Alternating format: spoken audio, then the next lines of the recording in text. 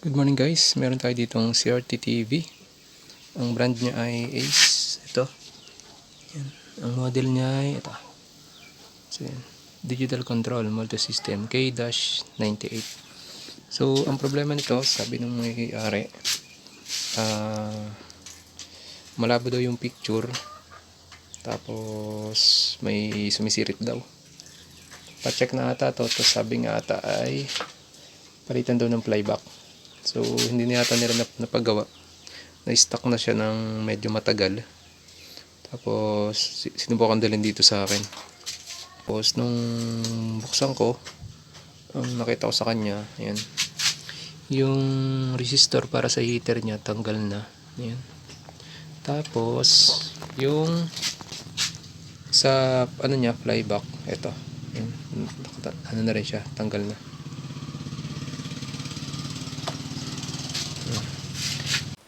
So yun guys, balik na tayo. Ito yung CRT TV na ginagawa natin nung nakaraan.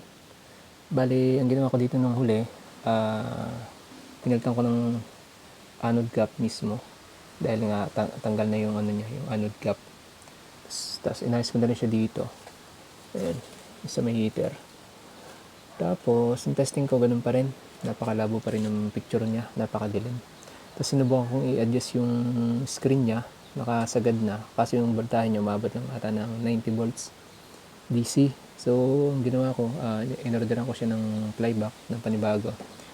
Bali yan na yan, yung nakakabit natin na bago ng flyback. Kaso pag testing ko, ganun pa rin. Sobrang dilim pa rin yung picture.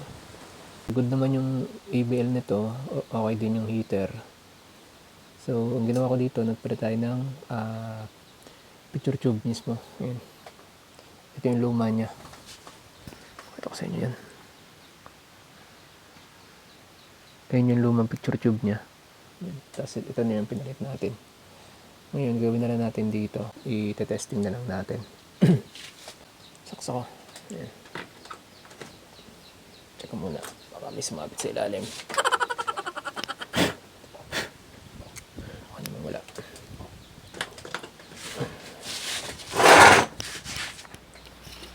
Power on.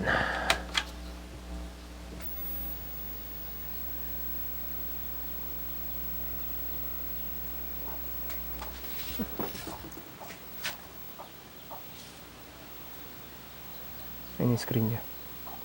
Okay na siya, hindi na siya madilim. Ayan. Tapos pinalitan ko na rin siya ng mga pindutan. Ayan. Kasi mga pindutan niya meron ng kalawang. Ayan. Yung mga tack switch. So ang gagawin na lang natin dito, i-testing na lang natin ng matagal. So yun lang guys, salamat.